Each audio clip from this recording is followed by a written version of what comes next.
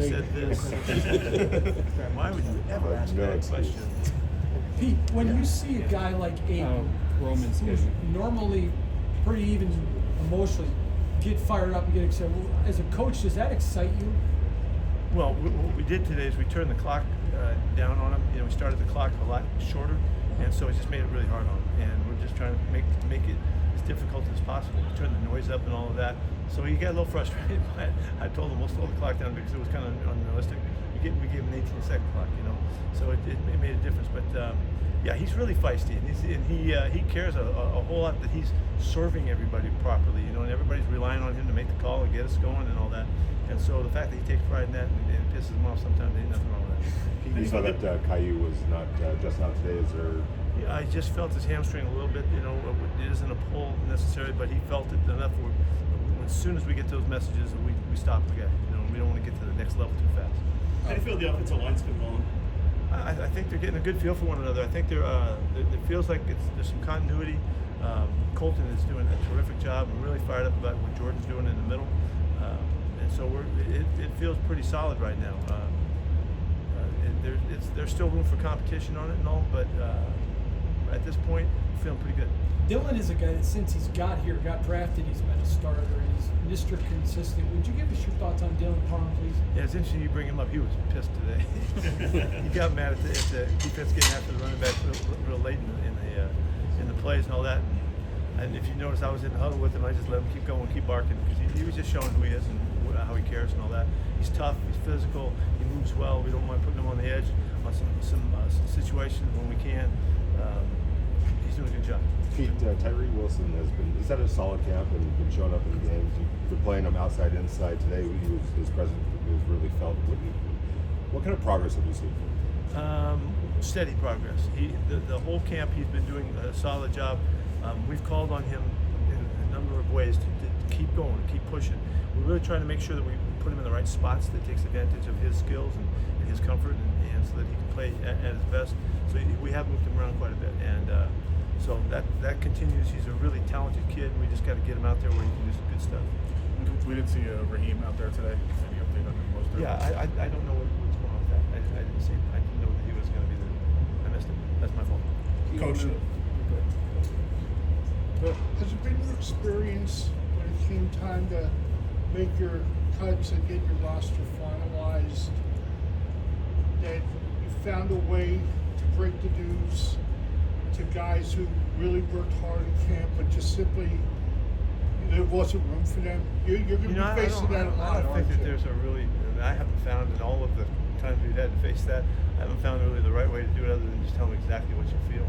And it's not always what they want to hear, but I try to come as clear to them as I can, tell them exactly what took place and why, and give them good reason, because I know as soon as they walk out that door, their mind is going a million miles an hour, and they're trying to figure out why, what can I do, what's next, what's going on, and I feel for every one of them, and so just tell them straight up what the situation was, what the opportunities are, because they ain't ever over. Guys come back to us all the time, and so there is always, to me, there's always a positive look at it. It's not like see you later forever. That's not how we talk. These guys that are in this meeting room right here, they deserve to be part of this club. They have given everything they've got. I love the way that they've fought through maybe their old habits, old ways to join us and be part of the mentality that we're standing for here. And they feel like they're our guys. So when we have to do that, I'm going to try to open the avenue so that they have a sense of how they could wind up coming back to us, and it happens all the time. So we'll see. So the level of competition you were seeking going into camp was met, or maybe even exceeded? We've been battling. It's every day. They understand that they're trying to make it hard on the guy across from them, just about to the point. Lonnie Johnson said one of our meetings when we were talking about competing, he's talking about, I'm trying to piss you off. I'm trying to make you pissed off at me, and he's talking about pushing so hard that it's uncomfortable for the guys across from him, and then you got to deal with it. And how do you respond? Do you go throw a punch, or do you kick somebody, or hit somebody, or do you take it to heart and you take it as the challenge? We're trying to push it to the edge in everything we're doing, and so I feel like really good about the level of competition. Coach, you mentioned the communication between the safeties and the corners and the linebackers. Are you seeing that evolve this week? Have you been practicing on that this week as well? It's a really big deal. We've not had we've had some stumbles along the way, but it hasn't been something that's consistently shown up. You know, we missed a call here. We blew a look one time or another here. But the big touchdown play against Seattle was we totally screwed that up in the hub and at the line of scrimmage. Just gave him a touchdown, and so. But it is not like pervasive. It's not. We don't have any problems with it. We just need to keep doing it. And the conversation that they have back there gives the guy next to them confidence that he's right, and he doesn't have to be second thinking. Am I right? Am I doing the right thing? What am I supposed to be doing here? That's what the communication allows us to get to that confidence level so we can execute really well. As you're building a roster, what is your philosophy if you got a guy that you think can help you this year a lot, but man, there's a guy that could potentially a couple years from now be something. How do you weigh that? Really well. Next question. No. Honestly, that's the conversations that wind up being John and I, hammering it out, trying to figure out what we think is going to happen, trying to predict the future and all of that. That's all part of it. And I'd love to say that we're always right and we got that nailed. But it's hard because there's a lot of variables, who's going to become available and all of that kind of stuff that happens. So we just have to hammer out. We get to a conclusion and then we go forward and go and stand together. That's how we've always done it. Pete, you're really big on competition. Just for you, what does it mean to be competing in a division with Sean Payton, Andy Reid, Jim Harbaugh, all those coaches who want to compete at the high level? Yeah, I think it's great. If you're gonna be any good, you got to beat the best teams.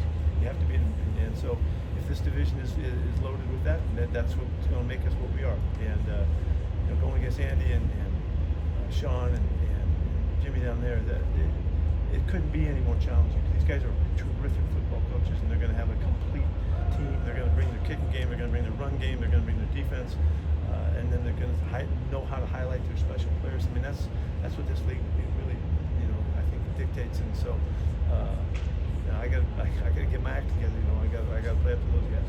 Coach, when you were in Seattle, you had Sherman Smith as your running backs coach, and now you have Dillon as your running backs coach. Can you just talk about the similarities between the two and father and son, and how crazy was it to see their situation kind of transpire the way that it did? Yeah, that story in the book and the wonderful accounting of all of that has come out was really well done and an excellent piece and all that. To be right in the middle of it when it happened and to see it and you could see the similarities in their looks and their mannerisms, but nobody would have thought that there was a connection there. It just was like, it was just kind of spooky that they were so similar. And then when we find out after the fact that, it's his pops and all that, and we were so close in that during those years that Sherman was just like, he was like a heartbeat for our program. He was the kind of minister for the guys and he had so much to share with everybody. And then to know that this story was on the back end of that, I don't know. It was really hard to digest and take it in. But now that we see him, it makes me chuckle all the time. I see the looks, I see the mannerisms, and to know that now it is connected to Sherman was one of my all-time favorite guys to work with. It's just a magnificent story. Is everybody live on Saturday, or are some guys going to stay back? Everybody's live. We've seen Terrell Edmonds take on more and more as he's been here. What have you seen from him? I like him. Yeah, he brings you the sense of the experience. And you can see when you watch his film that he's done tons of stuff. He's done all of the stuff at line of scrimmage, on the deep end, coverage-wise, blitz-wise, and so he brings that to us. And he's got a level of confidence that's obvious. And so it's a great pickup for us. And he's right in the middle of everything, right in the middle of competing for snaps and all of that. Pete, apologies if this was asked already, but with final preseason game coming up, final roster cuts, what are you wanting to see out of those guys who might be teetering on the 53, 54th spot coming up? I want to see them to go out knowing that there's a lot on the line for them and play like they're capable. I don't want to do nothing crazy. I don't want to try to be like somebody else. I want them to be the best version of themselves in the face of all that may be built up in their minds. I'm going to try to calm them down as much as possible and trusting that the work that we've done, the reps that we've taken, will give them, and if they can execute that on game day, again, under these circumstances, and they can handle it and deal with it really well. That's the message that you got to really compete and count on. It looks like you guys are really working on the connection between Gino and Dante on those deep passes. What's kind of gone into developing that between the two of them? It's ongoing. It's an ongoing process. You see G is looking for him, and he's trying to give him chances to fit in and all that. We've done a lot of it in practice. We've done, the targets we've had in the game, we're leaning towards throwing the ball down the field by design. Gino's trying to get him to come alive. Is he an over-the-top guy? Is he a back shoulder guy? What are his strengths? what does he handle best, so G knows how to throw the football to him. And so we're just trying to catch up on all that. We continue to do it. If you've noticed, you guys have been here, you've seen all the deep ball drills that we've done. That's to just develop the knack and the feel for the player and the thrower. And it's always good for the defense too, but a lot of offensive emphasis on that. Do you think Deontay's looking back too soon rather than just getting down the field? He did the other night. Yeah, he put his eyes up real early, maybe 10, 12 yards downfield, which is he's so fast, you want him to use it to get him open as opposed to it's the ball coming, And so part of that is them getting accustomed to, is he going to get back shoulder? Is the ball going to get thrown outside and on the boundary? When he knows that G's going up over the top, he needs to be able to believe in that and be ready for it. So it's just a process. He has not caught a lot of balls in his career. He's an inexperienced guy in the program, but yet he's bright, he's smart, he cares, and he's trying. And G's trying to connect it all, make it come together. How would you evaluate the progression Malcolm Kelsey's made so far through the game? I said something to Malcolm today. It's taken him a little while to feel that he's back. He came out of here and ready to go, and missed so much in the offseason that he was disappointed in. But when he finally got a chance to go, it hasn't been that long. It's been 3-4 weeks we've been out here, and I think it took him time to realize he's okay and he's in great shape. And it's often with injuries, particularly lower leg injuries and knees and ankles and all that. You got to believe that it's okay, and sometimes you have to prove it. And because after all of that time, they're thinking about it and they're limping around, they got the boot on and all that. It works you. And Alex will be the first one to tell you, you have to develop your brain to allow yourself to get back to normal. And it's not so much the physical part of it. He's got all full strength, he's explosive, he's tough, fast, all of that. And he's shown it in the last 7 or 8 days, 10 days, that he really is back. So we're thrilled to see that. That was good. All right. Thank you. Thanks, Pete.